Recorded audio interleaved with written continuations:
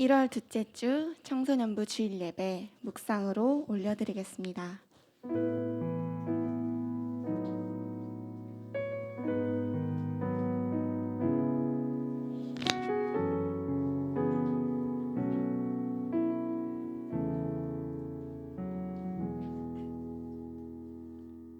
사도신경 고백하겠습니다. 전능하사 천지를 만드신 하나님 아버지를 내가 믿사오며 그 외아들 우리 주 예수 그리스도를 믿사오니 이는 성령으로 잉태하사 동정녀 마리아에게 나시고 본디오 빌라도에게 고난을 받으사 십자가에 못 박혀 죽으시고 장사한 지 사흘 만에 죽은 자 가운데서 다시 살아나시며 하늘에 오르사 전능하신 하나님 우편에 앉아 계시다가 저리로서 산자와 죽은 자를 심판하러 오시리라. 성령을 믿사오며 거룩한 공예와 성도가 서로 교통하는 것과 죄를 사하여 주시는 것과 몸이 다시 사는 것과 영원히 사는 것을 믿사옵나이다. 아멘.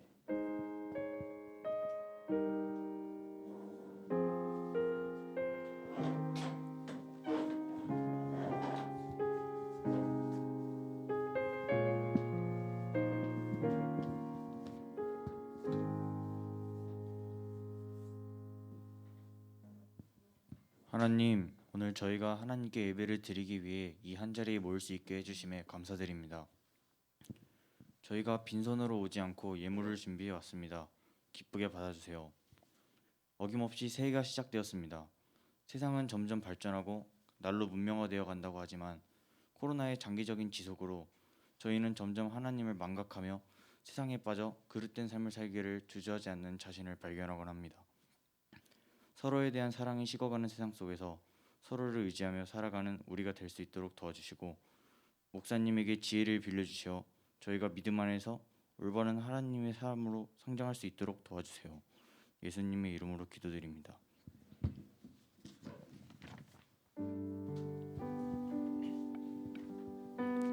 할렐루야. 아멘. 아멘. 할렐루야. 아멘. 여러분 한 주간 잘 지냈나요? 한 주간 잘 지냈어요? 좋아요. 선생님은 한 주간 은혜라는 것에 참 묵상을 많이 했는데 오늘 이 시간 오늘 단 하루 이 시간이 아무리 내가 기다린다고 해도 오지 않은 이 시간 우리에게 가장 값진 마음을 하나님께 찬양으로 올려드렸으면 좋겠습니다. 다 함께 찬양합시다.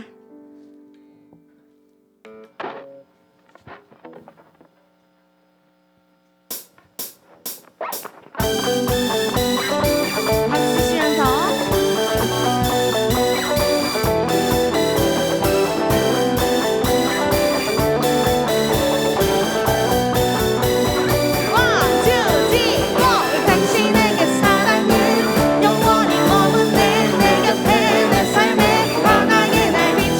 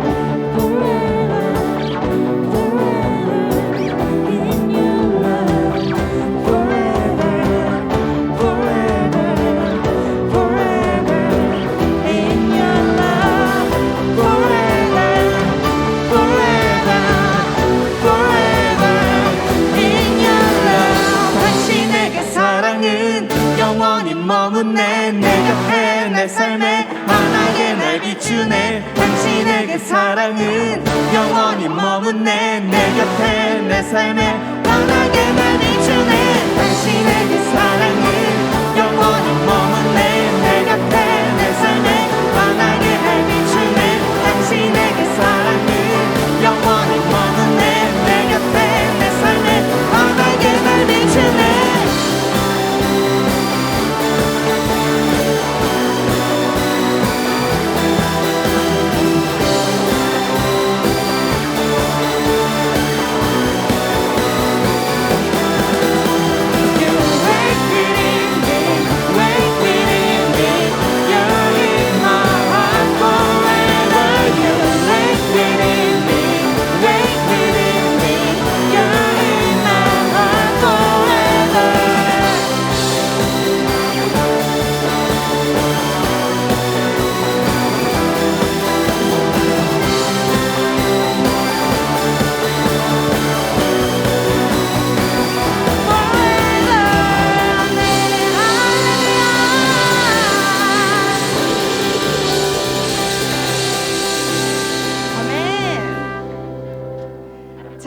두 번째 곡은 여러분이 잘 아시는 곡이에요. 다 함께 일어나셔서 박수 치면서 찬양 드립시다. 자, 오늘은 특별히 악기팀의 솔로 연주도 있어요. 그러니까 누가 하는지 잘 보셔야 돼요. 아셨죠? 박수 치면서 하나님, 나의 마음을 온전히 받아주십시오.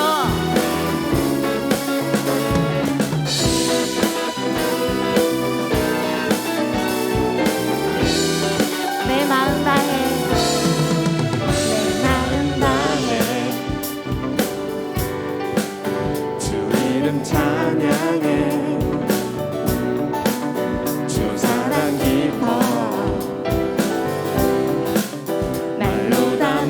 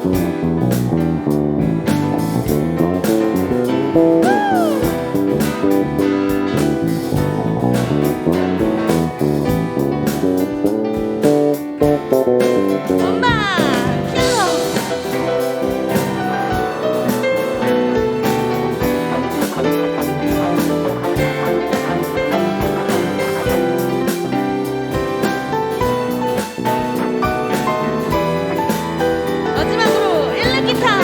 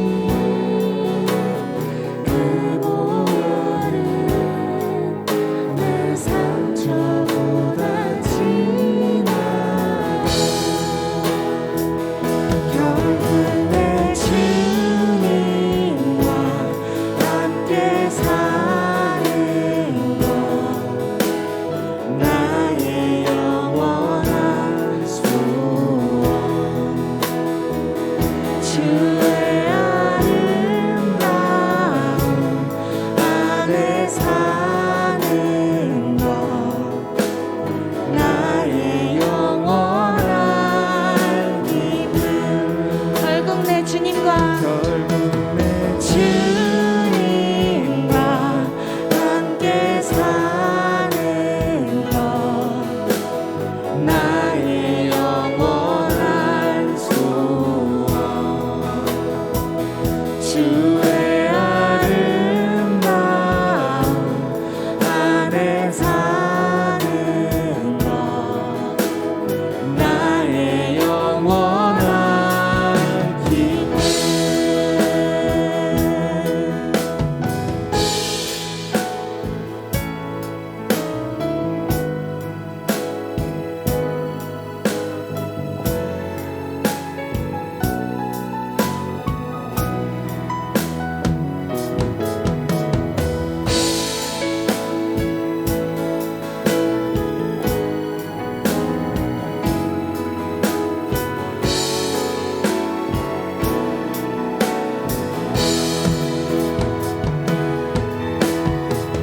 결국 내 주님과 함께 사는 것 결국 내 주님과 함께 사는 것 나의 영원한 소원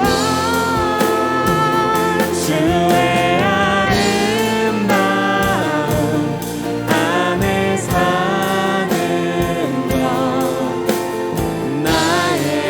나의 영원한 기쁨 결국 내 주님과 결국 내 주님과 함께 사는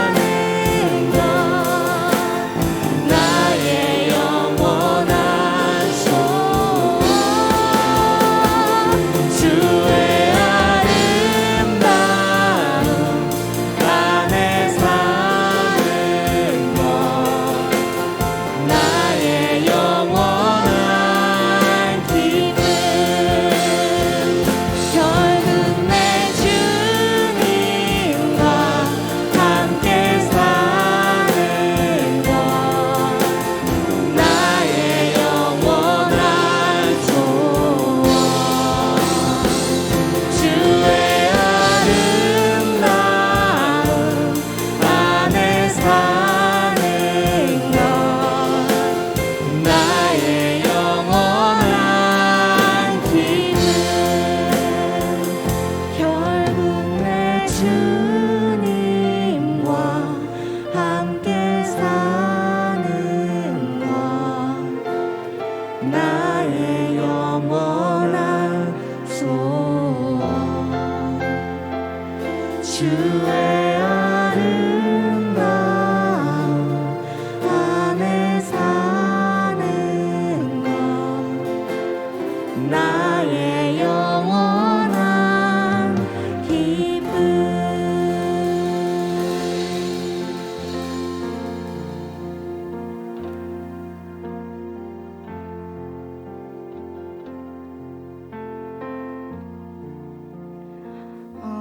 선생님이 이번 주에 참 은혜라는 것을 많이 묵상했는데 어떻게 하다가 은혜를 묵상하게 됐냐면 선생님이 악기 하고 있는 건 아시죠, 여러분? 아시죠? 그런데 선생님이 악기를 한 지가 벌써 25년이 넘었는데도 어떤 곡 하나를 클리어하기 위해서 선생님이 여러분 도레미파솔라 시 아시죠? 시. 그 시 음을 그 곡의 분위기에 맞게 시 이렇게 불러야 되는데 그 마음은 아는데 이게 기능적으로 기술적으로 그 시가 안 돼서 선생님이 그 시 하나를 가지고 2시간 내내 시만 부르면서 연습을 했어요. 그리고 이제 2시간 내내 그 시를 하루 종일 시만 불다가 이제 한 8마디 정도를 조금 나갔어요. 그거를 같은 8마디를 가지고 또 5시간을 불면서 연습을 했어요. 그런데 암담하게도 안 되는 거예요. 내가 바본가? 하면서 너무 고통스럽고 괴로운 거예요, 여러분. 그래서 처음에는 불평이 쏟아 나오기 시작했어요. 하나님, 내가 왜 이렇게 같은 걸 가지고 무한 반복을 하면서 이렇게 고되게 내가 하고 있나요? 정말 괴로워요 라고 울부짖다가도 아니지, 내가 이렇게 공부할 수 있고 연습할 수 있는 여건이 있기 때문에 내가 감사하구나. 누구는 어떤 이 연습이 하고 싶어도 하지 못할 수 있겠는데 나는 하나님의 은혜로 이 자리에서 하나님과 대면하고 힘들면 힘들다고 이야기할 수 있는 하나님과 이 연습실 혼자 이 가운데서 나는 하나님을 만날 수 있구나. 그래, 하나님, 저 못해요. 제가 못해서 이렇게 8마디 가지고도 지금 5시간 내내 하나님 저 이렇게 안 된다고 울부짖으면서 하지만 하나님이 함께 해주시기 때문에 내가 이 연습하는 시간이 하나님과 함께하는 시간으로 지어져 가기 때문에 제가 아버지의 은혜로 내가 또 이렇게 살아갑니다. 아버지 감사합니다. 지금까지 내가 하고 싶은 순종만 하지 않았나, 그렇게 연습을 하면서 많은 깨달음을 얻었는데 우리 청소년부도 어쩔 땐 공부하기가 힘들고 내가 해야 할 일과 그리고 버거운 일들이 있었을 때 하나님을 찾는 것이 더 어려울 때가 많아요. 하지만 우리에게 시간을 선물로 주신 하나님, 그 시간도 우리의 시간이 아니거든요. 그러니까 여러분도 이 시간 하나님께 나의 시간을 온전히 하나님께 오직 아버지만 바라보며 드릴 수 있도록 해달라고 기도하는 시간 가졌으면 좋겠습니다. 다 함께 기도합시다. 하나님 주님 감사합니다. 오늘 이 시간도 아버지께 거룩하게 다시 한번 나아갈 수 있는 시간 주셔서 감사합니다. 아버지, 우린 연약하고 어려워서 얼마나 이 시간이 내 것인 줄 알고 내가 내 시간 활용하기 바빠서 아버지를 안 따고 아버지를 독대하는 시간을 내가 아버지 버려두지 않았나 이렇게 회개합니다. 아버지, 나를 용서하여 주옵시고 나의 시간이 내 것이 아니라 오로지 아버지가 주신 시간임을 알고 깨달아가기 원합니다. 아버지, 우리에게 인을 주시기 바라며 우리가 영원토록 하신 우리 아버지를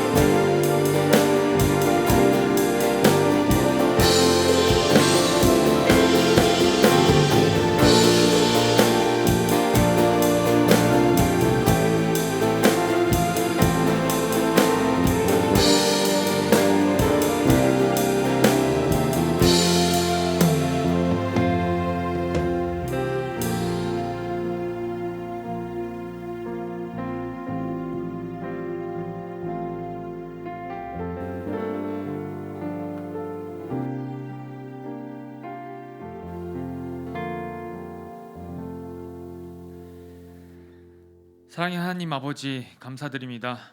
오늘도 이렇게 주의 전에 나와 각자의 그 자리에서 창조주 하나님을 경배드리며 또한 경외드리는 예배의 시간을 가지게 해주셔서 감사드립니다. 이 시간 하나님, 부족한 자의 입술을 통하여 하나님 말씀을 또한 듣습니다. 듣는 이 말씀이 듣는 이들의 마음 가운데 온전히 잘 심겨져 저들이 세상에 나아가 살아갈 때에 세상의 힘에 눌리거나 세상의 힘을 의지하는 세상 사람의 삶이 아니라 들은 이 하나님의 말씀을 가지고 살아가는 그리스도인으로 자라게 하여 주시옵소서. 예수님 이름으로 기도드렸습니다. 아멘. 오늘 우리에게 주신 하나님 말씀은 에베소서 1장 1절에서 2절 말씀입니다.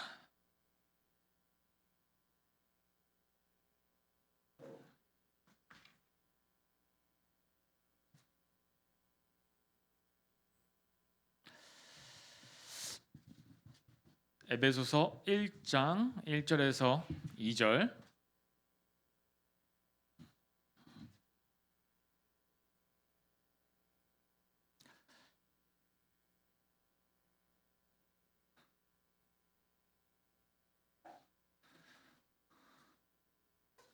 신약 성경 310페이지. 다 찾으시고 계시죠? 네. 아직 못 찾은 친구들은 앞에 화면 봐주시면 되고 천천히 찾아주시면 됩니다. 우리 1, 2절밖에 안 되니까 우리 다 같이 한 목소리로 우리 여러분들만 읽어보도록 하겠습니다. 시작.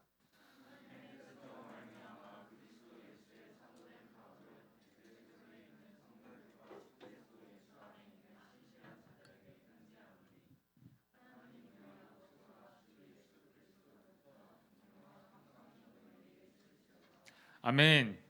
아멘이시죠? 네. 에베소서를 이제 여러분들 저와 이제 올해 이제 들어가게 되는데, 여러분 예수님이 이 땅에 왜 오셨어요? 죄 때문에 죄를 사하기 위해.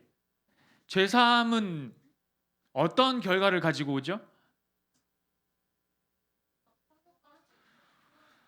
홍경희 학생 잠깐. 홍경희 학생 누가 입 좀 막아주세요. 좀 꼬매주세요.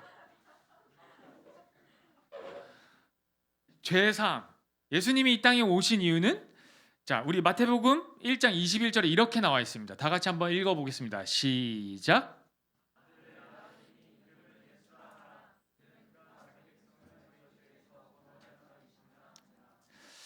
예수님이 나타나기 전에, 예수님이 마리아의 배에 잉태되시기 전에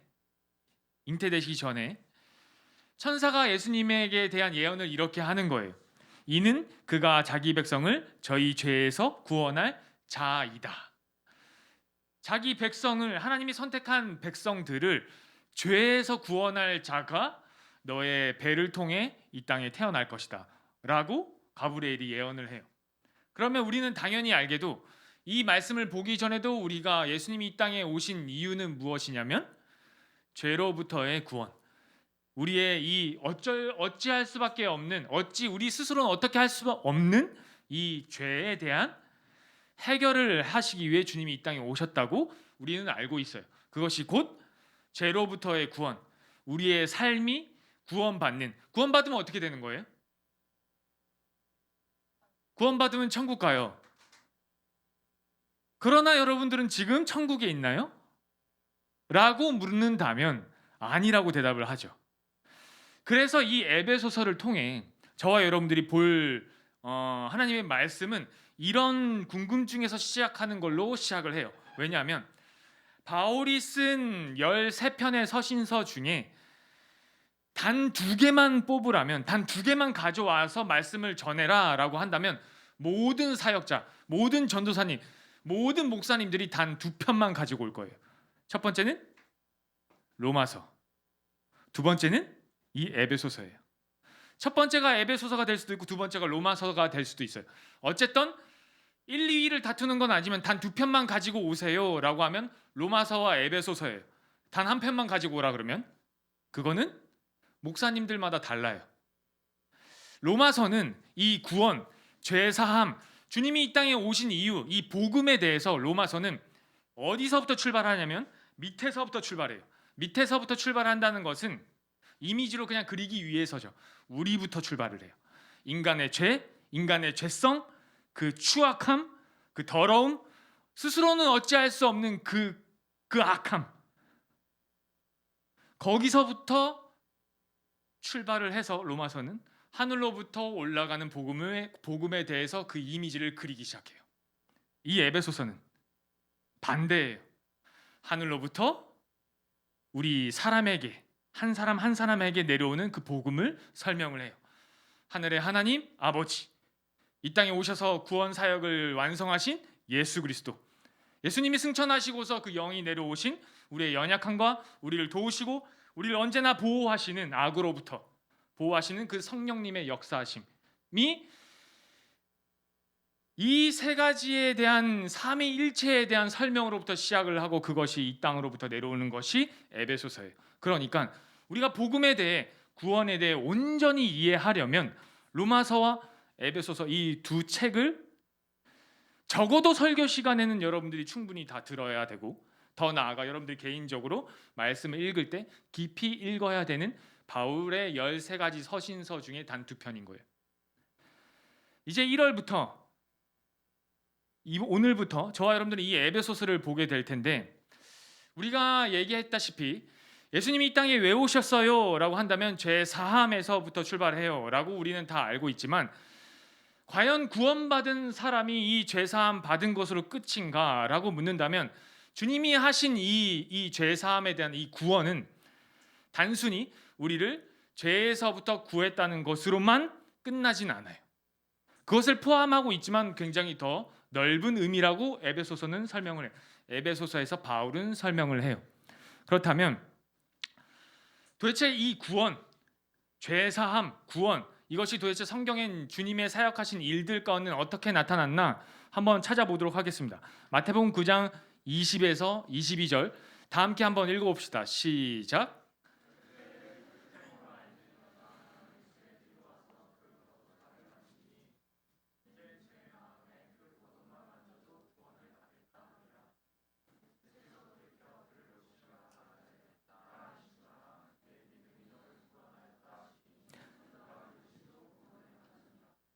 누가복음 17장 11절에서 14절은 여러분들만 한번 읽어보겠습니다. 시작.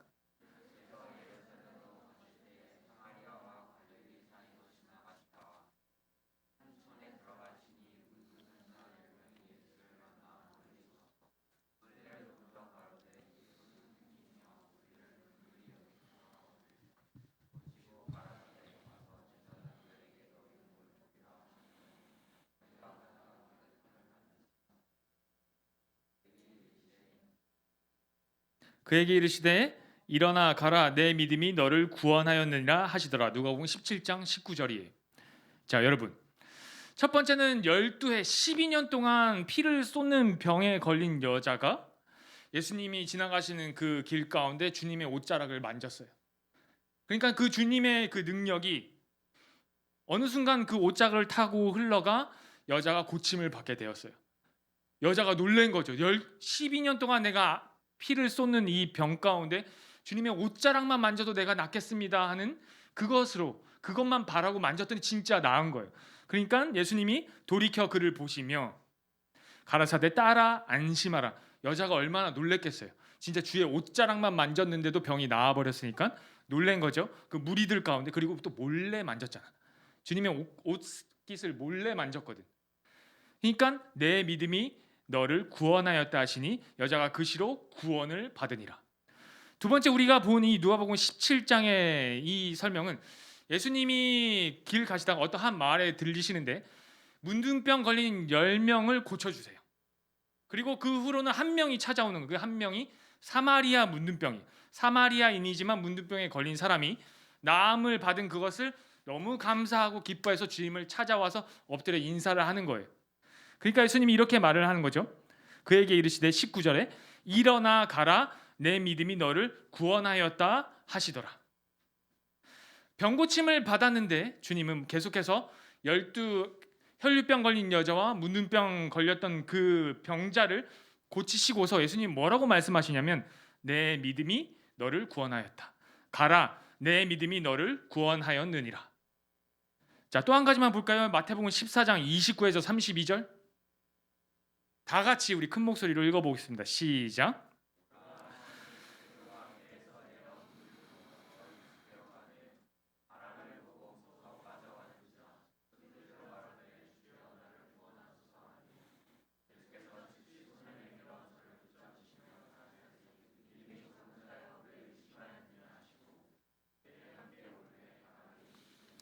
우리가 가장 잘 알고 있는 본문이죠. 바다 위를 걸어 오시는 예수님을 보고, 배에 오르신 예수님을 보고 저도 한번 걸어보겠습니다라는 이 베드로, 이 열심, 걸기 시작했어요. 물 위를. 그런데 물에 빠진 거예요. 예수님 뭐라고 말씀하시면 이 믿음이 적은 자야 왜 의심하느냐. 물에 빠진 이제 베드로가 살려달라고 저를 좀 구원해 주세요라고 소리치니 예수님이 그렇게 말씀하셨어요. 그리고 베드로의 손을 잡으시고 건져 올리시는 거예요. 예수님이 또 한 번 이 구원에 대해서 뭐라고 말씀하시냐면 왜 의심하느냐 이 믿음 없는 자야라고 베드로에게 이 장면을 통해 믿음에 대해서 말씀을 해주시는 거예요. 죄로부터의 구원만이 전부가 아니라는 것을 우리가 예수님의 사역들을 통해 세 가지 장면을 통해 봤어요. 죄의 해결로만 우리가 끝나는 것이 아니라 죄가 해결됨으로써 이 땅에서 하나님이 우리에게 보시는 삶이 있는데, 그것이 무엇을 보고 하나님이 보시냐면 믿음을 보고 하나님이 믿음이 적은 자야, 또는 네 믿음이 너를 구원했다. 구원과 믿음을 하나님이 연결시키고 계시는 거예요. 주님이 사역 가운데 인간에게는 신앙이, 저에게는 단지 신기술이 있을 뿐이라는 이 건방진 기계, 여러분 이 실이 끄는 법 좀 알려주세요. 젠장. 여러분, 죄사함으로만 끝나는 것이 아니라 이 죄사함, 너희는 구원받았다, 죄로부터 너희는 구원받았어 라는 이 구원받은 우리의 삶이 무엇으로부터 드러나기 시작하냐면 믿음이 있고 믿음이 없고로 드러나기 시작한다는 거예요. 여러분, 우리는 스스로 뭐라고 얘기하죠? 우리 스스로를, 교회 다니는 우리, 기독교인이라고 하는 우리를 스스로 뭐라고 불러요? 크리스천. 그걸 한국말로 뭐라 그래요? 기독교인 또는 마음이 급해가지고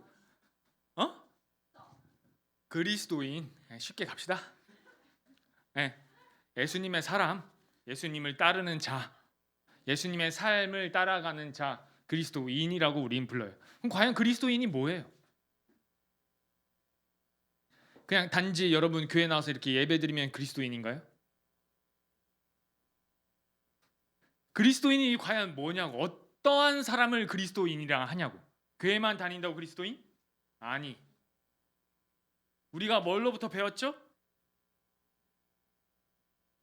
어떠한 사람을 그리스도인이라고 한다 그랬죠? 신앙 고백이 있는 사람. 그렇다면 그 그리스도인은 누구예요? 누구를 보고 그리스도인이라고 할까요? 세상 사람들은. 여러분들의 친구들은, 여러분들 학교 친구들은 여러분들을 보고 어떠한 모습을 보고 그리스도인이라 하냐고. 착한 모습? 교회 다니는 모습? 씻기도 하는 모습? 뭐 부끄러운 친구들도 있죠. 난 씻기도 안 하는데. 저도 여러분 때 눈 뜨고 기도했어요. 그냥 하나님 잘 먹겠습니다, 아멘 이러고 글씨했어요. 여러분, 세상은 우리를 어떠한 모습을 보고 그리스도인이라 하냐고. 우리를 교회 다니는 모습, 주일날 교회 나오는 모습을 보고 우리를 그리스도인이라고 얘기해요. 그러면 과연 우리는 그리스도인인가? 예수님이 아까 우리가 봤던 이 말씀 구절들을 보면 이렇게 얘기했죠. 따라 내 믿음이 너를 구원하였다. 일어나 가라, 내 믿음이 너를 구원하였다. 믿음이 적은 자여 왜 의심하느냐? 그리스도인이란 이 땅에서 믿음으로 사는 사람들을 그리스도인이라 해요. 이 땅에서 나타나고 보여지는 것으로만 사는 삶이 아니라 이 땅에 보여지고 이 땅에 나타나져 있는 그것을 보고 따라가는 삶을 사는 사람이 아니라 보이지 않고 하늘의 하나님 아버지가 내 아버지라는 것, 창조주가 내 아버지라는 걸 믿는 믿음, 예수님이 내 죄를 사하셨다는 그것을 믿는 믿음, 성령님이 나의 연약함을 언제나 도우시고 나를 보호하신다는 그 믿음, 눈에 보이지 않는 것을 보는 것과 같이 여기며 이 땅 가운데 살고 있는 자들을 그리스도인이라 그래요. 아까 찬양 가사 가운데 이런 게 있었어요. 제가 얼른 적었는데, 결국 내 주님과 함께 사는 것, 나의 영원한 소원, 주의 아름다움 안에 사는 것. 우리 그리스도인들의 결국의 소원은 이 찬양의 가사의 한 줄과 같죠. 결국 내 주님과 함께 사는 나를 소망하는 삶, 내 주님의 기쁨 안에 들어가 내가 사는 삶. 근데 그것이 단지 우리가 죽어서 하나님 나라에 들어가서만 이루어지는 삶인가? 바울이 우리에게 이 에베소서를 통해 묻기 시작했어요. 여러분, 그리스도인이 어떤 사람인지 제가 정리해 드릴게요. 죄 사함을 입어 영원히 살 저 천국을 소망하고 바라보는 사람. 동시에 이 땅에서 이미 주어진 이 구원, 이 믿음을 가지고 아직 보이는 현실, 시간과 공간에서 우리에게 주어진 삶을 살아내는 사람. 이해가 안 되시나요?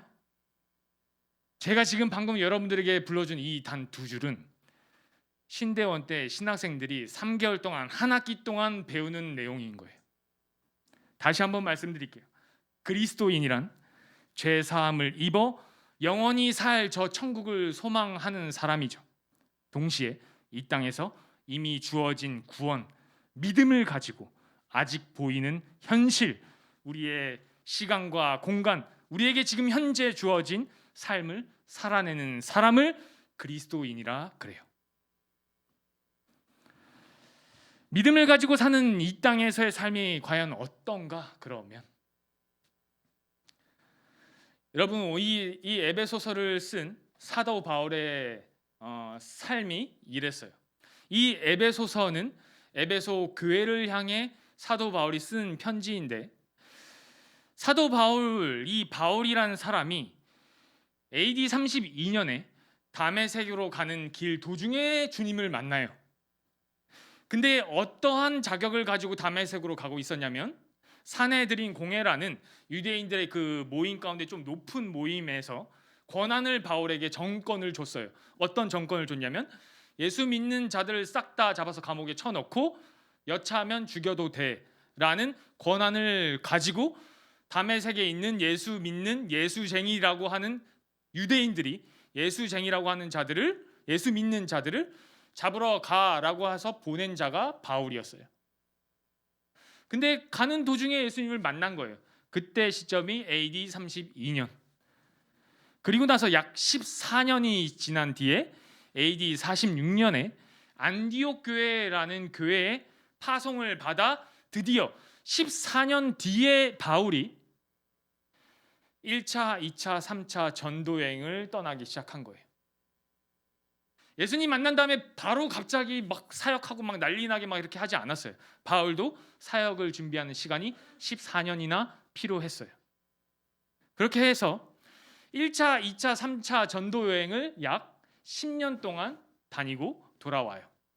근데 10년 동안의 전도 여행 중에 바울이 어떠한 일들을 겪었냐면, 40에 한 번 감한 매를 맞아요. 5번. 40에 한 번 감한 매가 무엇이냐면, 그 당시 로마의 지배 아래 있던 이 지중해 연안은, 이 지중해 모든 국가들은 아직 기독교가 국교가 되기 전이에요. 예수 믿는 자들은 여전히 유대인들 가운데서도 핍박을 받고 있고, 그리고 로마 이 정치적인 세력 가운데서도 핍박을 받고 있었어요. 바울이 10년 동안 이 14년 동안 사역을 준비하고 10년 동안 1차, 2차, 3차 전도 여행을 하면서 교회들을 세웠죠. 그 중에서도 이 에베소 교회를 바울이 가장 사랑하는 교회였어요. 무려 2년 3개월 동안 전심하며 이 교회의 성도들을 세워 나갔거든요. 세워진 이 에베소 교회에게 바울이 쓴 이 편지 내용은 이런 것이에요. 에베소 교회, 사도 바울 큰일 났습니다. 지금 이 에베소 교회에 유대인 그리스도인들과 이방인 그리스도인들 가운데, 이 교회 안에 들어와 있는 이 성도들 가운데 분열이 일어났습니다. 교회가 지금 갈라지게 생겼습니다. 나중에 이 에베소서 이 6장에 보면 이런 내용, 4장부터 6장의 내용을 보면 이런 내용들이 있어요. 자식들이 부모 말을 안 듣습니다. 가정이 깨어지기 시작했습니다. 남편과 아내가 서로 믿지를 않고 있습니다. 가정이 이렇게 남편과 아내가 부모와 자식 간에 이것이 깨어지기 시작했습니다. 교회 안에 이 가정들 가운데 말을 안 듣습니다. 복음을 전하는 자들의 말을 듣지 않고 거짓 교사들의 말을 듣습니다. 예수가 진짜가 아니라고 얘기하는 자들의 말을 듣기 시작했습니다. 당신이 2년 3개월 동안 전심을 다해 가르친 이 교회 안에 지금 그런 일들이 벌어지고 있습니다. 근데 이 소식을 바울이 어디서 듣냐면 10년의 사역 가운데 40에 한 번 가만 39대죠.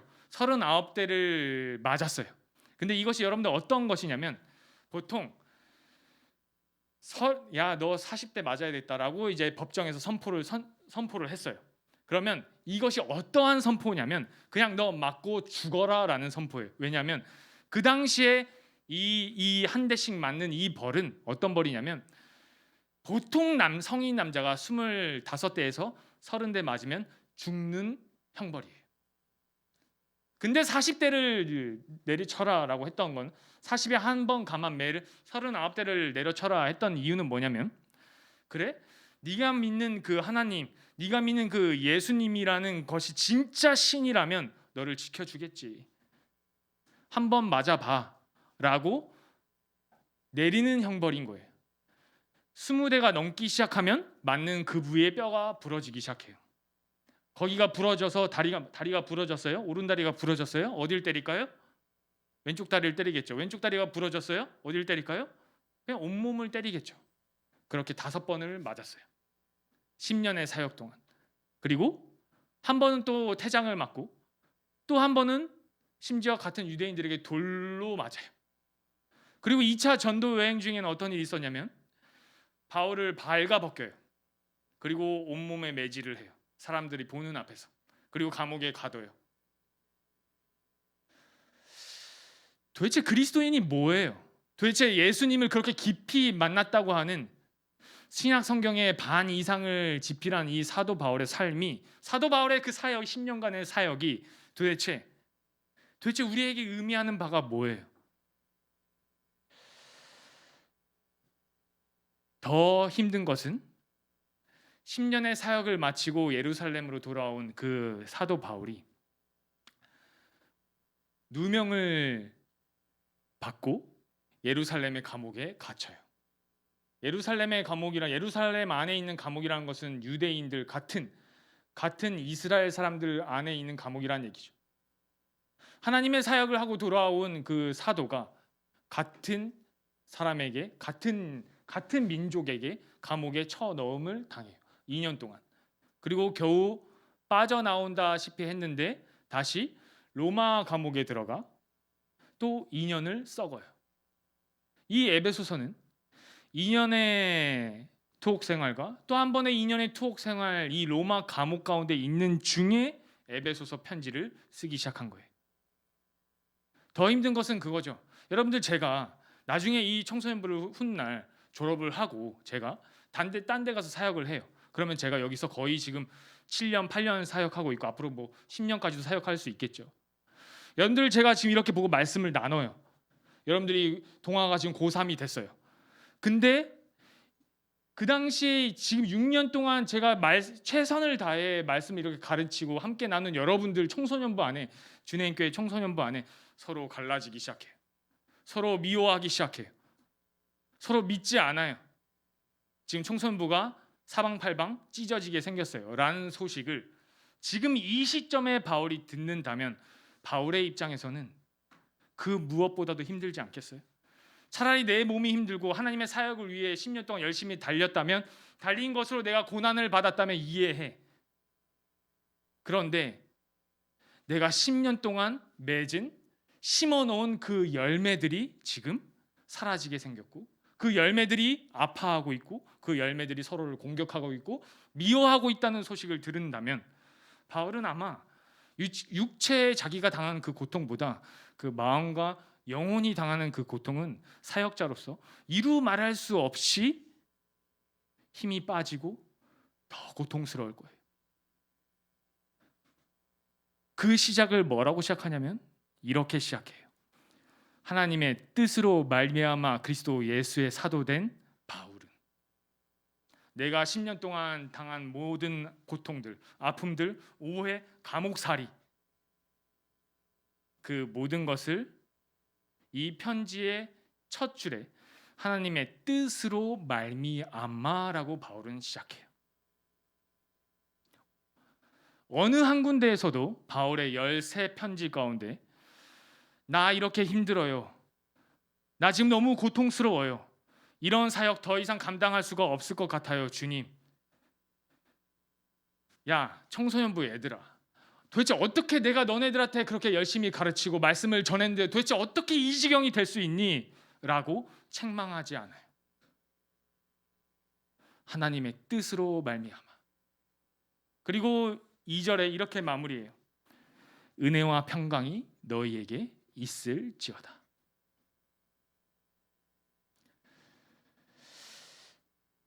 우리는 언제부터인가 우리 인생이 불행 없고 어려움 없고 나아가 평탄한 인생으로 살고 싶어 하는, 그리고 단 한 번도 어찌 보면 실수 없는 삶을 살겠다는 욕심을 가지고 살아가요.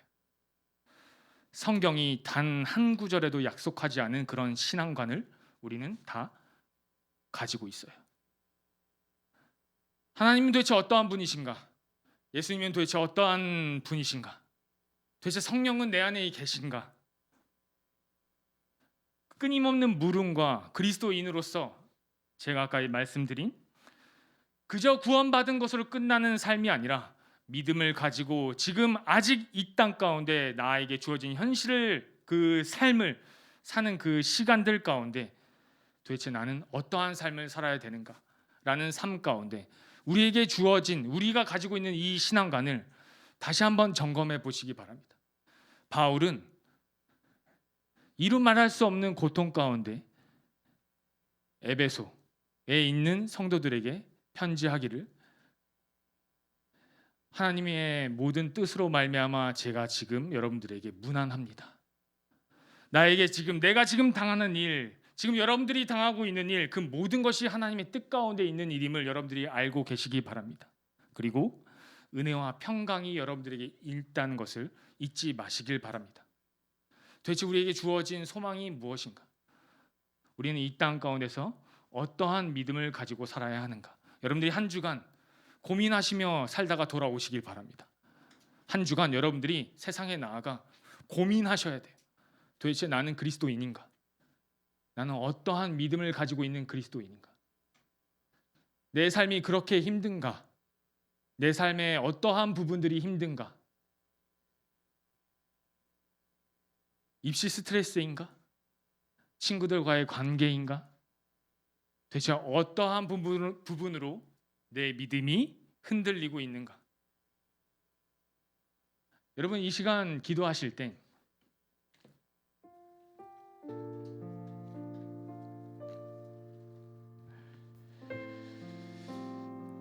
어쩌면 우리는 교회 다니며 신앙생활하며 바라고 있는 것은 이것일지 모릅니다.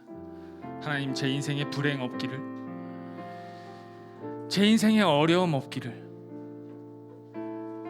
제 인생이 그래도 주어진 길 따라 평탄한 삶을 살기를,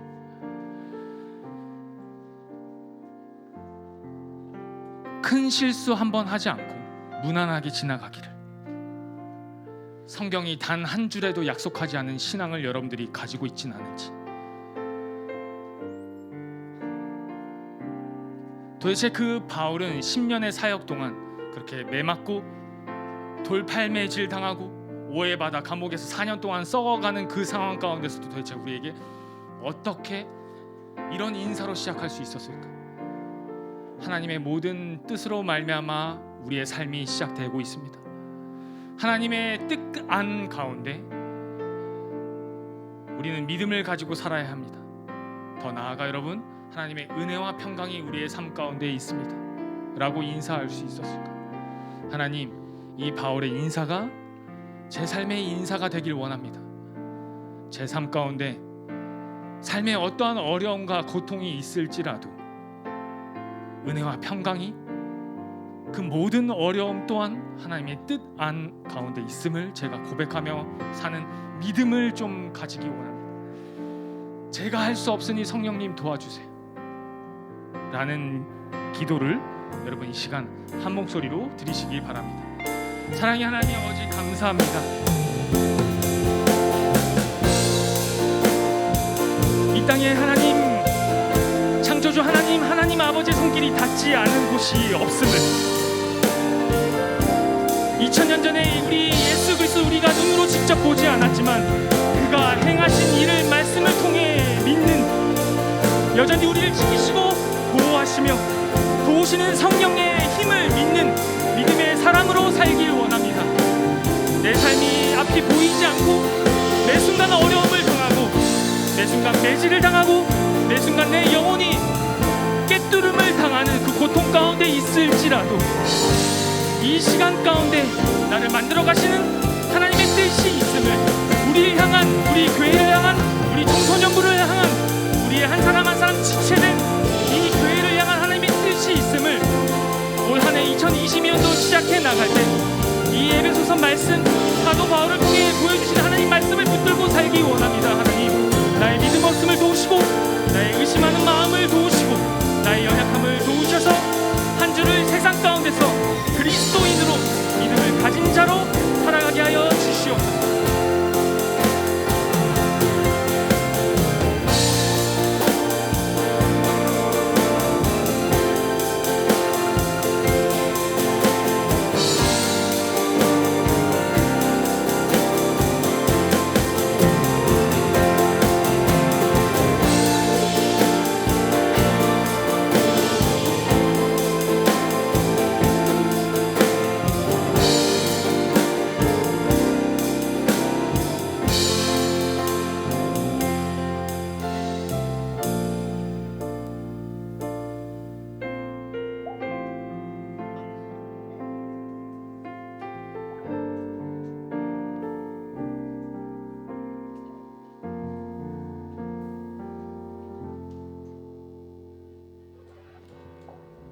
천국을 소망하는 참된 그리스도인이 됩시다.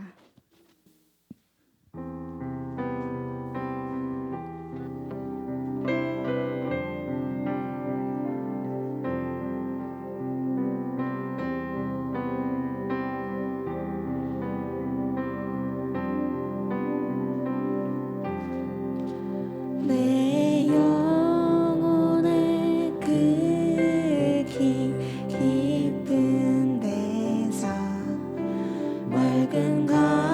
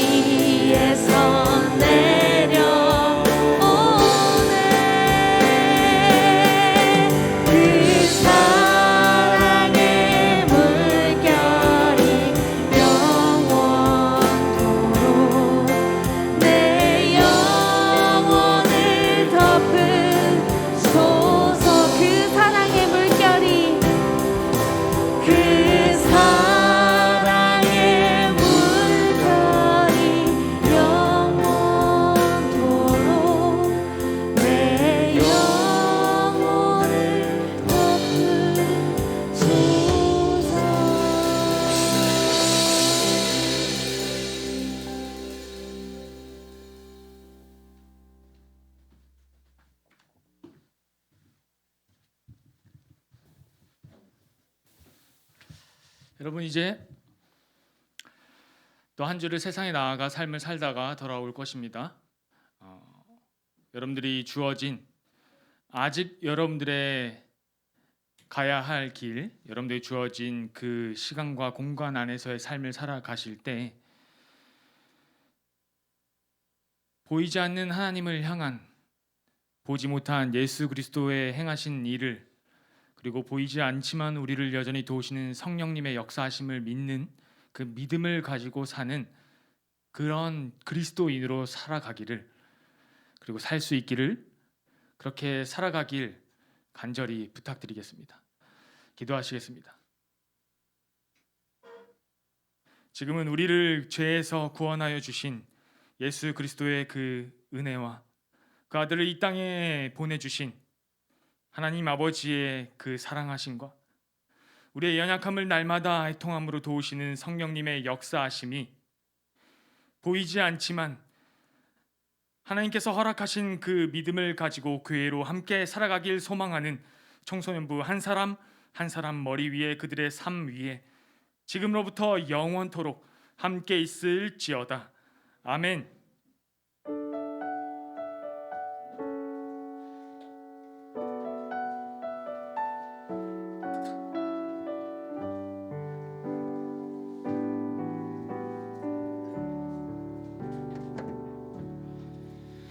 네, 예배 받으신 하나님께 다시 한번 기쁨의 박수를 올려드리도록 하겠습니다. 네, 여러분 오늘도 예배 미세먼지도 엄청 나쁘고 안 좋은데 예배당 나와서 예배 드리신다고 너무너무 수고 많으셨고요. 다들 오늘 예배는 은혜로 오셨나요? 제가 이번 한 주를 사는데 너무 선택할 일들이 많았어요. 네, 되게 고민하고 선택해야 될 일들이 많았는데 다 지나고 보니까 하나님 앞에 기도도 안 하고 제 마음대로 생각하고 선택했던 것들이 되게 많더라고요. 그래서 내가 선택했던 것들이 하나님 앞에 기도 안 했으니까 이거 다 망하게 하실까라는 아주 인본주의적인 생각을 잠깐 했는데 우리 하나님도 그런 하나님 아니시니까 여러분이 한 주를 살아가면서 오늘 들은 그 말씀을 꼭 기억해 주셨으면 좋겠고 뭔가를 물어야 할 일이 있다면 선택하셔야 될 일이 있다면 선생님처럼 어리석게 그렇게 가지 말고 하나님 앞에 기도하고 묻고 가는 우리 청소년부들 학생들이 됐으면 좋겠습니다. 아시겠죠? 알겠죠? 네, 광고 시작하겠습니다. 2022년도 함께 교회로 지어져가는 청소년부입니다. 함께 지어져가는 제가 첫째 주에 어떤 의미인지 설명 다 드렸어요. 열심히 여전히 이렇게 예배 나와주시고 반모임 잘해주시고 은혜 안에서 잘 자라가면 교회로 함께 지어져가는 청소년부이기 때문에 모두가 잘 실천하면서 나아가는 한 해가 되었으면 좋겠습니다. 기도자 광고입니다. 저렇게 1월 16일, 23일, 30일 기도자들 다들 숙제해 주시고요. 다음 넘겨주세요. 그리고 우리 지난주에 기획팀장님 나와주셔서 기획부 팀장님 나와주셔서 성경일기 뒤에 표 한 번 더 봐주시겠어요?